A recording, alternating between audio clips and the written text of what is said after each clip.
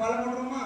பாலம் போட்டுருவோம். அதாவது 7 கடல் ஆண்டு நீளமா பாலம் போட வேண்டும் சொல்லி ஆண்டவர் மரத்திலே கட்டியிருந்த வேதாயத்து வந்தார்கள். ஆமா அந்த கடைமை சொல்றா. என்ன இங்க பாருப்பா வேதாளை. அம்மா இதோ இருக்கிறதே 7 கடல்.